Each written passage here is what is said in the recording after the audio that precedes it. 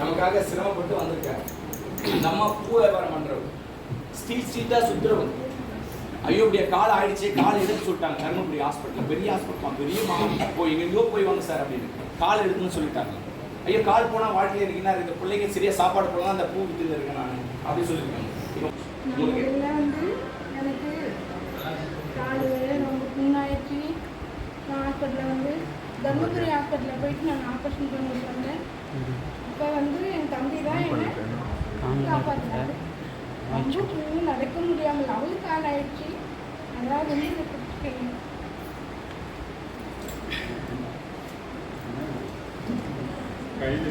கையிலே வச்சுருக்காங்க. அந்த ஆயில்மெண்ட் கொடுத்தது மேலே போகிறதுக்கு கொடுத்தோம்.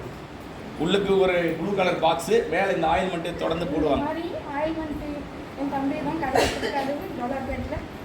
இந்த மாதிரி ஆயில்மெண்ட்டு வாங்கி நானும் இது பண்ணி சோப்பு ஒன்று, இந்த மருந்து 200 ரூபா இதை கொடுத்து வாங்கி நம்ம ஏன்னா ஒரு 4-5 மருந்து வாங்கி போட்டோம். எனக்கு அதனால செட் ஆகிடுச்சு. நல்லா நானும் நடக்கிறேன். தயார்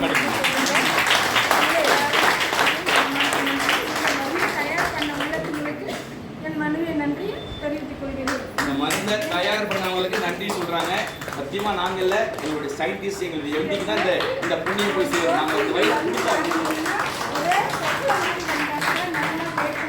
இதை வாங்கி போடுங்க. நல்லா ஹாஸ்பிட்டலில் வந்து போங்க, நல்லா ஆகிடும். இதோடு சரி ஹாஸ்பிட்டலில் விட்டுட்டு வந்த உடனே எங்கே போகணும்னு சொல்லி நம்பிட்டாங்க தர்மபுரி ஹாஸ்பிட்டலேருந்து.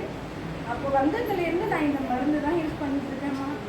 கொக்கில் மாதிரி மேலே வந்துச்சுன்னா கூட இதை போட்டோம்னா 3 நாள் இல்லைன்னா 4 நாள் வேறு நல்லா போயிட்டேன்.